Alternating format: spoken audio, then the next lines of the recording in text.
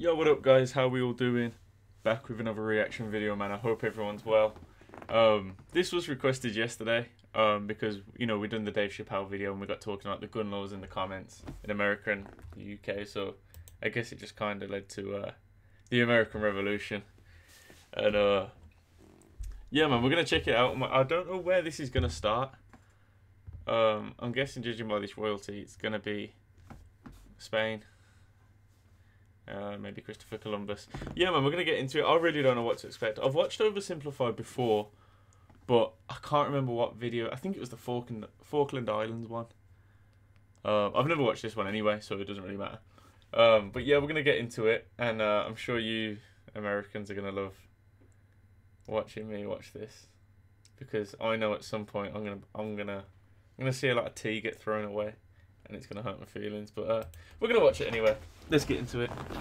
See what we got. Holy smokes. Christopher Columbus, that is no way to address the king and queen of Spain. What is wrong with you? Okay, so you know how we're looking for a new trade route to India, right? Right. And the earth is round, right? Right. So I'm thinking we can just sail the other way around the planet, right? Yeah. So I set sail, right? Mm-hmm. And I reach India, right? Right. Wrong. I did not reach India. I did not. All right. No. All right, get to the point. Did you know there's a whole nother freaking continent out there? Okay, and do you think I should care about this? Why? Oh, I'm sorry. Did I forget to mention there's gold everywhere? Gold? Yeah. Columbus landed in Central America. Wait, hold on. Oh, okay. It's kind of skipped a part. So Columbus asked Portugal a bunch of times before trying to see if Spain was interested, and Spain said yeah. But he did ask Portugal first, I believe. Gold?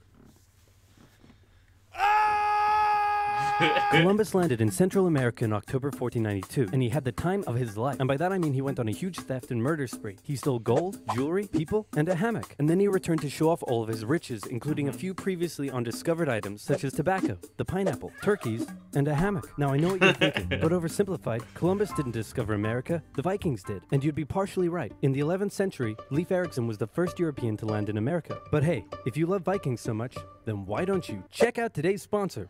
Vikings War of Clans is a mobile game that was inspired by the famous cities, clans, instantly in life. Join my Vikings clan under my name life.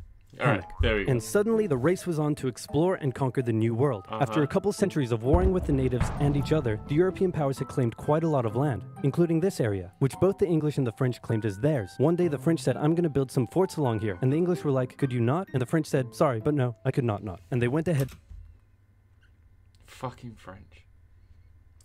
French, man. And built their forts, which pissed off the English, so they sent an up-and-coming British lieutenant colonel by the name of George Washington with a combined force of British troops and Native Americans. After a short battle, the French commander said, all right, we surrender." "Okay, boys, pack it up. They're surrendering."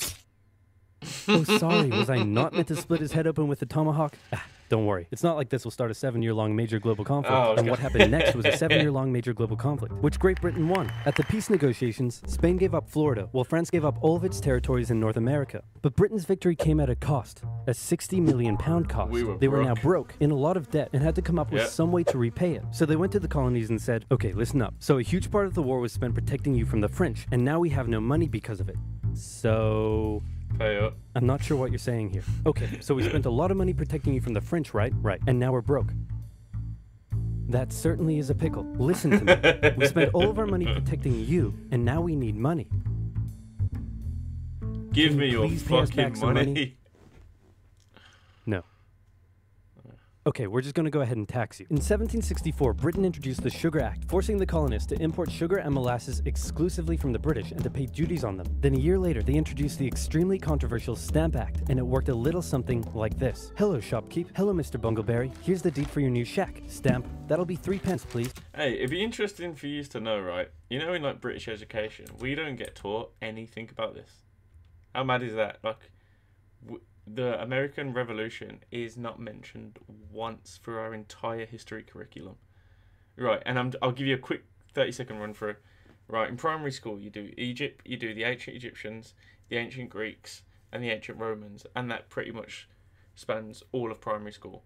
I'm not sure what you call it over there, but it's little school from like 5 to 12, I think. And then like, oh, and you do Tudors and Victorians and old ancient British history, stuff like that. And then like in senior school, you move on to World War One, World War Two, historic medicines, stuff like that. You never learn about the American Revolution. I really don't understand why, but we just don't. Yes. Hello, shopkeep. Hello, Mr. Bungleberry. Here's the deed for your new shack. Stamp. That'll be 3 pence, please. Wait, what was that? It's the new tax. I get a stamp on any paper or documentation I make, and you have to pay for it. Would you like to see this pamphlet that explains everything? Yes, please. Okay. Stamp. 2 pence, please. This is awful. You know what? Just give me a deck of cards so I can go gamble my pain away. Okay. No. Don't do it. Oh yeah, the adverts are unskippable Damn. on this. Obviously. I felt like I should have mentioned that at the start. It's one of the videos. But yeah, isn't it crazy how we don't learn about it? Like, I've spoke to Americans before, and there's certain things that you think you guys would learn about that you just don't. Like, I find it weird how in the whole of like Western civilization, like, you never learn about like Soviet Russia or any sort of communism really. Like, you learn about fascism and like World War II and the Nazis and all that, but you never learn about communism. I always thought that was weird. Like, hey my dudes, this new tax legislation right here, this is BS. Until now they had enjoyed relative freedom to rule themselves, and now suddenly Britain was asserting its control. They were especially unhappy because they didn't have any representatives in the parliament that was levying taxes on them. So they protested. Orators gave fiery speeches. No taxation without representation. Oh my god, we're about to see the tea, aren't we? Not the tea. British goods were boycotted, and anyone loyal to the British found themselves increasingly harassed. The whole thing actually began to take quite a toll on British business, and after just a couple years, the British were forced to repeal the Stamp Act. But we still desperately need money. What should we do? We could try taxing the colonies. Great idea. Wait, didn't we literally just try that and it failed miserably? Man, look at me. I look fabulous. Have you ever seen such a handsome boy? No siree, Georgie. No way. You're the handsomest, smartest, most popular king that ever lived, and everybody likes you. You're doing such a good job. Your Majesty? Oh, you're still here. Hey, like, this just reminds me of a certain world leader right now. Not that I hate that world leader, but it's kind of reminded me of Donald Trump. Like, I don't personally mind Donald Trump, but it just reminds me how he's just like cheering himself on. And not to mention the fidget spinner in the corner that I've only just noticed. Sorry, Georgie. No way. You're the handsomest, smartest, most popular king that ever lived, and everybody likes you. You're doing such a good job. We're doing a wonderful job. Your Majesty? Oh, you're still here. Get the hell out. So in 1766, the British made a declaration saying, we can do what we want because we're in charge and you can all go suck it. Then they levied a whole bunch of new taxes on the Americans via import duties. Glass? There's a tax for that. Lead? There's a tax for that. Paper? Tea? Oil? There's a tax for that. And once again, the Americans boycotted British goods, British business felt the pinch, and the British had to back down. Alright, this is ridiculous. They're my colonies, and I have to be able to assert my control. Repeal all the new taxes except for the one on tea. Also send 1,000 troops to Boston to take control. Oh, and make the colonists pay for them. And as British troops arrived, the tension in Boston was palpable. You could cut it with a knife, and it was all about to come to a head. On March 5th, a band of local patriots began heckling a British guard at the customs house. More and more Americans joined in the heckling, while more British troops turned up in support of their comrade. Snowballs were thrown at the British. The snowballs turned to rocks, the rocks to oyster shells. The soldiers, outnumbered, panicked. One thing leads to another, and you can see where this is going. 5 civilians were killed. The Patriot press throughout the colonies declared the Boston Massacre an unwarranted crime committed against the people of Boston by the cruel British, and the anger continued to grow. A British revenue schooner that ran aground in Rhode Island was burned by the locals. When it came to light that the governor of Massachusetts supported the suppression of the colonists, his house was burned by the locals. And next, the colonists would set their sights on the remaining tax on tea. On December 6th... Hey, this is one thing that the Americans really inherited from the French, man. The French love a good riot, man. Like, the French will riot and protest over literally anything. They love it, man. You can bring like a 0.2% tax increase in France, and the fucking country just grinds to a halt, and they're out in the streets, man. You gotta love them. You gotta love them. When it came to light that the governor of Massachusetts supported the remaining tax on tea.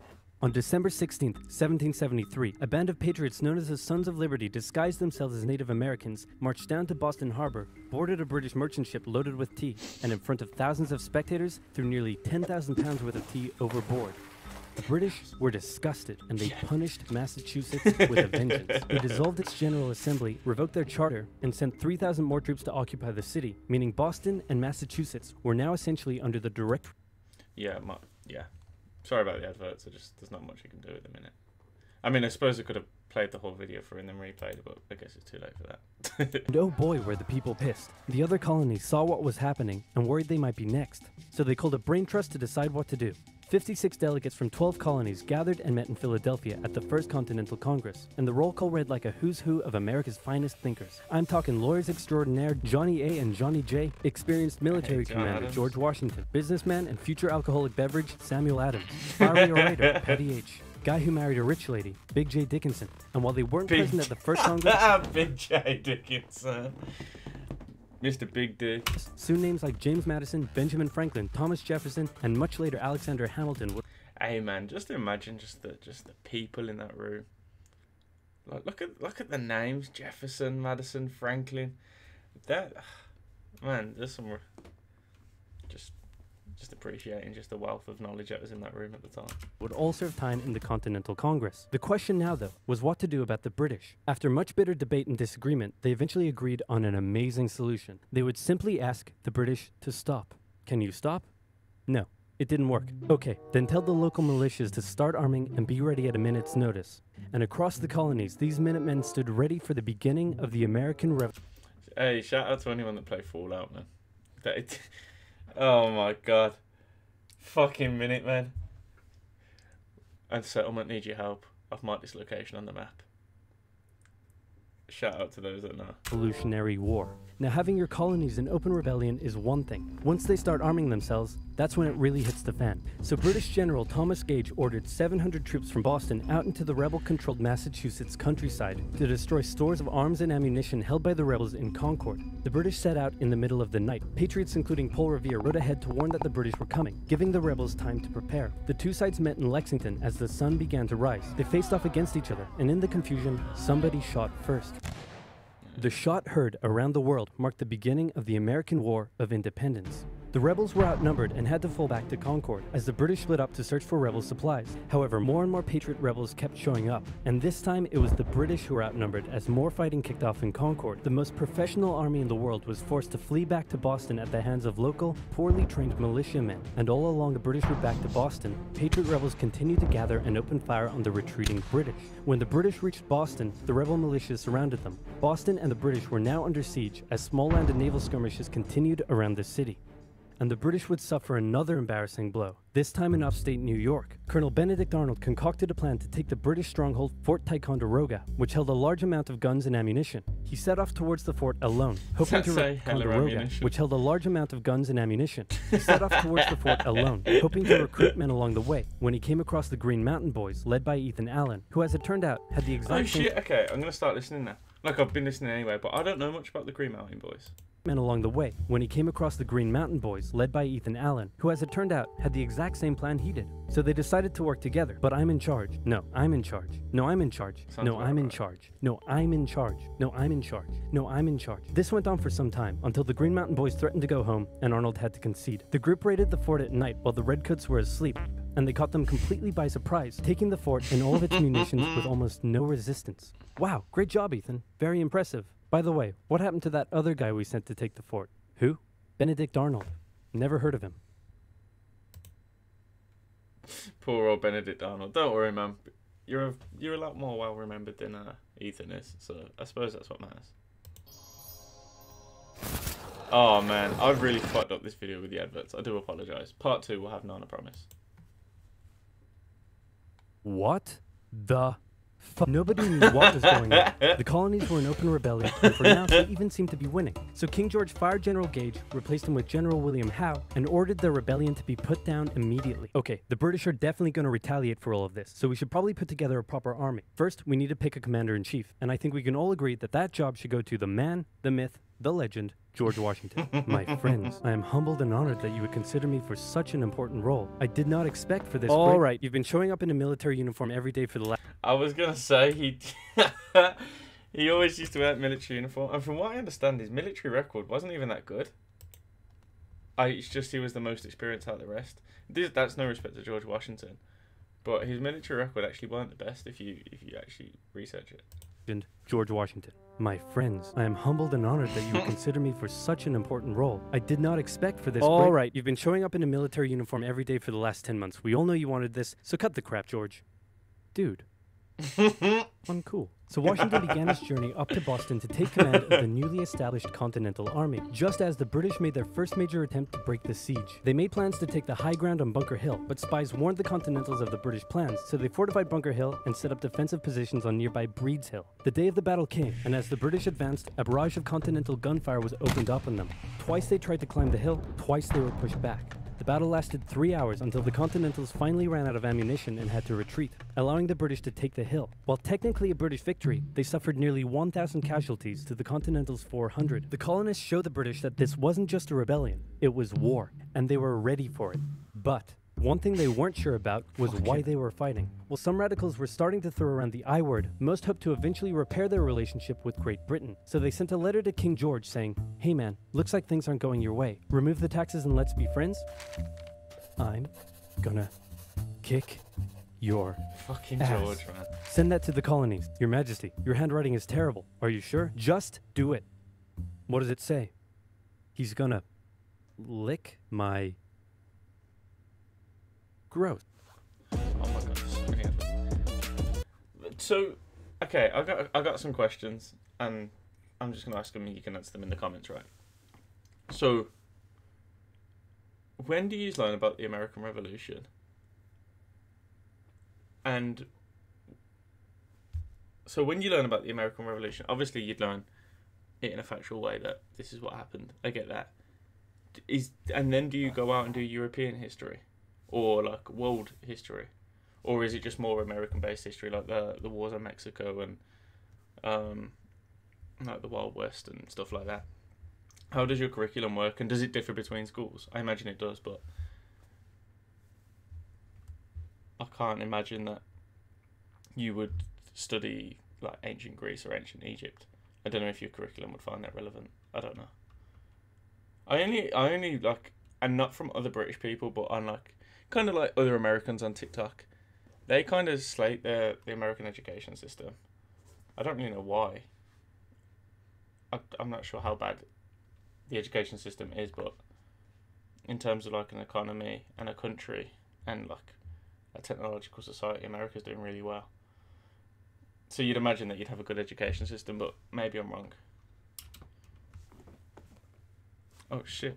To occur around the colonies. The British burned down the towns of Falmouth, Massachusetts and Norfolk, Virginia as revenge for earlier anti-British incidents. These actions played right into the hands of patriot propaganda. Overseas, the British were seen as brutes, and the French and Spanish would soon begin sending supplies to the rebel cause. During this time, there was also minor fighting going on between patriot and loyalist militias in the southern colonies. Benedict Arnold was still on a mission to win some personal glory for himself, so he headed up an attempt to invade Canada in a two-pronged attack. The Continentals managed to capture some British forts and the city of Montreal, but a harsh snowstorm with some smallpox on the side saw them defeated and pushed back at Quebec City, and they were forced to retreat all the way to Fort Ticonderoga. Speaking of which, remember all those guns and ammunition? Well, this guy's got a plan for what to do with them. He uses oxen to drag 120,000 pounds of artillery for 2 months through the harsh winter, 300 miles all the way to Washington and his Continental Army surrounding Boston. Boom. Washington's got himself some big guns, which is fortunate because up until now his army had been suffering through the cold winter, not knowing when the siege would end. Now, they could make a move. Washington wanted to launch a full assault on the city, but his junior officers felt... It's crazy that Boston just held out for so long. I know it was getting supplied like from England abroad, like from the sea, but it's crazy that like I suppose it's hard to invade a city, especially when you're dealing with harsh conditions and low ammunition and like unexperienced fighters, but it's crazy that they were just out on their own. Now, they could make a move. Washington wanted to launch a full assault on the city, but his junior officers felt the British were too fortified, and to his credit, Washington was great at hearing and taking on board the ideas of others. Instead, the Continentals worked through the night setting the guns up on Dorchester Heights, overlooking the city, and when dawn broke and the British saw the guns, they knew they were toast. Their positions were completely exposed. It was checkmate. They had no choice but to abandon the city. 120 ships carried 9,000 redcoats and 2,000 loyalists away to an unknown fate, and Washington had his first victory of the war. Washington then moved his army to New York, knowing that when the British returned, they would probably land there. In the meantime, a friendly-looking old man by the name of Thomas Paine had written and published a pamphlet called Common Sense, in which he advocated for total independence from Great Britain. It spread across the colonies like wildfire, and to this day remains the best-selling title in America. It was read aloud in taverns and meeting halls, and brought the idea of independence into the mainstream. Congress began to seriously consider the idea. Thomas Jefferson was selected to write up an official Declaration of Independence, and he went hard, writing that all men are created equal, with certain inalienable rights, including life, liberty, and the pursuit of Hey, like, I think anyone in Western civilization can appreciate the weight of the Declaration of Independence. Like, it's kind of like, even that we, in England, we don't have a constitution, per se. Like, it was just, it kind of encompassed, you know, Judeo-Christian values, just Western ideology, and not ideology, just Western values in a single document. It's unreal. I like this one here, The Pursuit of Happiness. I was thinking about this the other day for a random reason, but such a clever idea to not put life, liberty, and happiness. Knowing to put the pursuit part in there, I think, was just genius. Yeah. Anyway, moving on. happiness. Of course, Jefferson had over 100 slaves, but we don't have to talk about that. On the 2nd of July, Congress voted unanimously in favor of independence, and John Adams declared that the 2nd of July would go down as the most remembered day in American history. Then a couple days later, independence actually came into effect. The United States of America was born. There was no turning back now. The Americans tore down a statue of King George in New York and melted him down into 42,000 musket balls. To the British, it was treason, and if the king had his way, Washington and all of Congress would be hung. Speaking of the British, guess who's back? The king sent an intimidating force of 130 warships and 25,000 men to New York. Washington knew that taking on the most powerful military in the world wouldn't be easy. The British set up camp on Staten Island as the Americans dug into defensive positions around Brooklyn Heights, waiting for an attack to come. But the British just waited, wearing down their opponent's nerve while building their own strength. At one point, they launched a big scary artillery barrage and then said, you know, if I was you right now, I'd probably sue for peace. But Washington told them to shove it. The Americans kept holding out for what was coming, and when they finally hit, they hit hard. 15,000 British troops approached the American position, and the two sides fired on each other in massive rows. But what the Americans didn't realize was they were only fighting a decoy. The main British force was going around to flank the Americans from behind, and when they arrived, they inflicted heavy casualties. The Americans panicked and retreated back to Brooklyn Heights, where they then found themselves trapped between the British army and the river. It looked as though the war was already lost, but luckily, instead of attacking, the British decided to dig in for a siege, and then a thick fog set in, allowing Washington's army to escape. It's crazy that how much that's like Dunkirk. Like for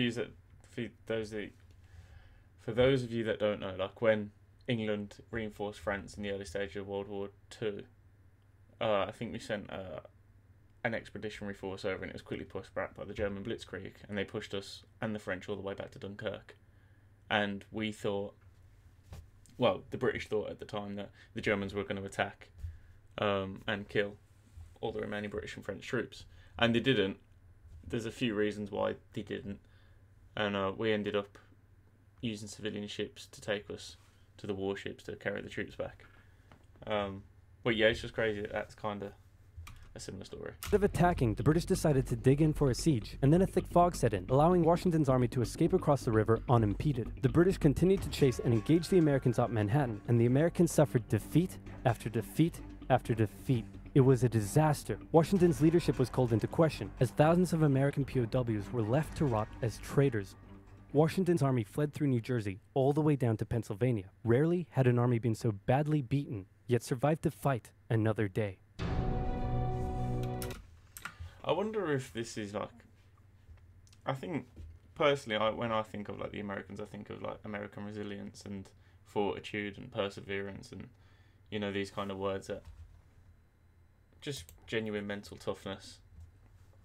And I think this is where it was all born, just being a society that was born under like tyrannical conditions, and then overcame them, and then persevered to become, you know, the most wealthiest and powerful nation on the planet.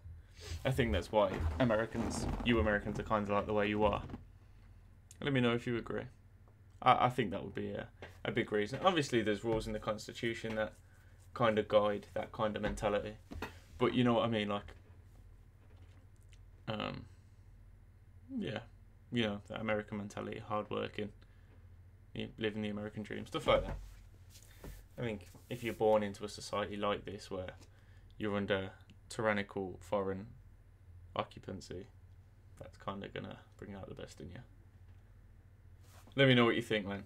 Leave a like, comment, subscribe. I'm definitely going to be doing part 2 tomorrow, so join me for that. Let me know if you liked it. Let you know if you think I'm a cunt because I'm British. I tried to give a 50-50 neutral point of view, man. Obviously, I'm not going to side with the British, obviously, because, you know, King George has been an arsehole, and it's not right to tax people out of their brain, up to their eyes in taxes, because, you know, it's just the wrong thing to do. So I hope you didn't expect me to just decide with the British, because I am British, but that's my opinion on it, and we'll do part 2 tomorrow. Let me know what you want to see in the comments, man. Thanks for joining me. Peace out, guys.